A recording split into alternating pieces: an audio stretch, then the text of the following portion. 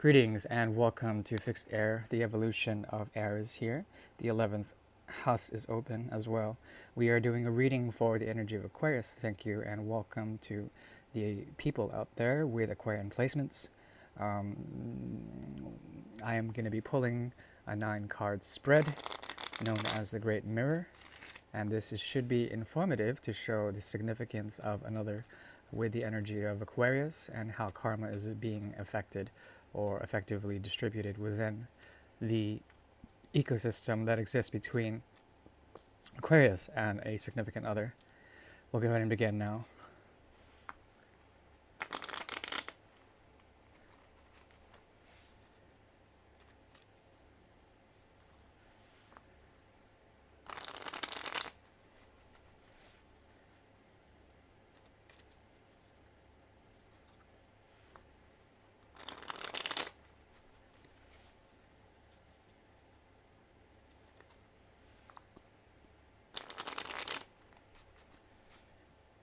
The 11th house is open. This side is the side of Aquarius.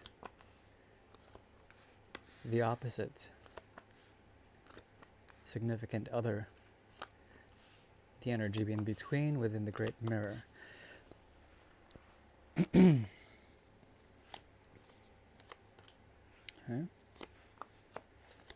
Okay. And okay.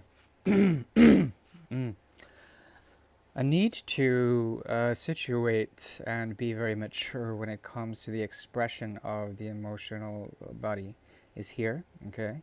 When it comes to this, there is a truth that is hidden that can provide inspiration between two agents. Okay.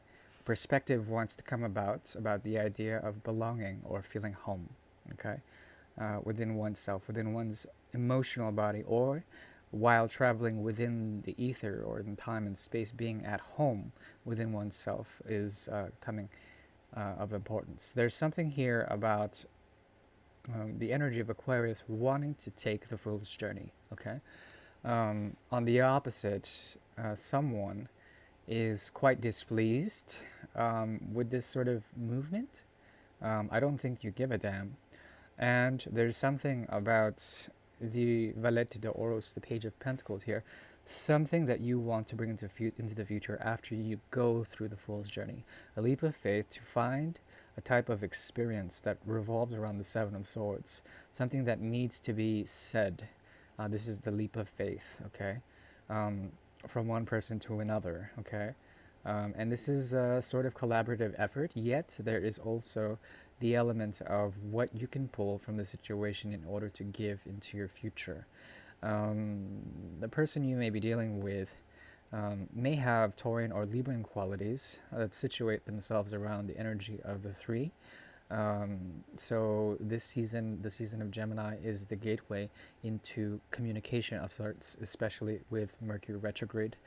Now there is a possibility of, let's see here, King of Cups plus the Love card, Supreme Love, 2 and 4. There's something here where the 4 meets the 7, and what resolves there is the 4 and the 11, okay, or the 4. There's something about the structure that has to do with what you guys are pulling out that displeases the Venusian quality here. So there's something about Venus being swapped, or there's something about expectations not being met, and therefore something is bound to go amiss or awry. It doesn't have to be, but what I see from it is that you can pull from it the 5 of Swords from the 2 of Swords after severance, okay? And that is a sense of truth, or many truths that come at the cost of having to bear double-edged swords on the way back after the Fool's Journey. And these double-edged swords, they sort of create the pentacle that the page has, some sort of lesson or a blessing, a small blessing that you can receive from the situation. On a conscious level, however, things are different.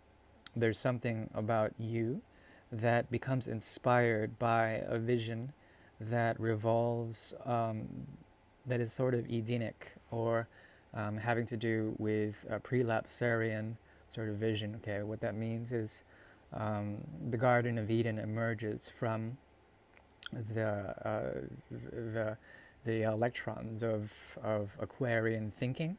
Okay, and this activates the seventh house with Leo's energy, Reine de Paus, which is the Queen of Rods. Okay, Queen of Wands, and something emerges out of this that is a sense of inspiration for the energy of Aquarius. Okay, the seventh house activating Leo energy. There also is a possibility that you are dealing with someone who's coming out of hibernation to find a gift of sorts and meet you as the Queen of Cups. Now, what emerges out of this are the pathways of love that are hidden.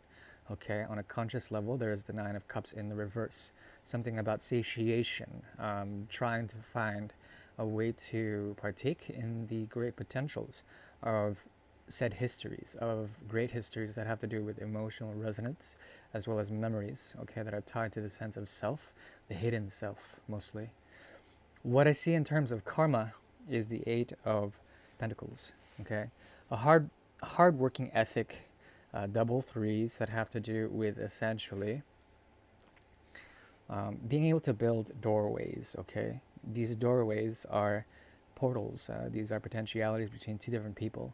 One is someone who is dealing with a force that is Leonic in nature, okay? So the seventh house of Aquarius in nature.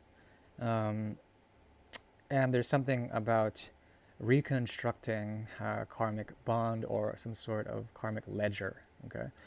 Um, at the same time, it's a bit too late, and there's something about, excuse me, the penchants of Aquarius when it comes to the energy of Taurus, okay?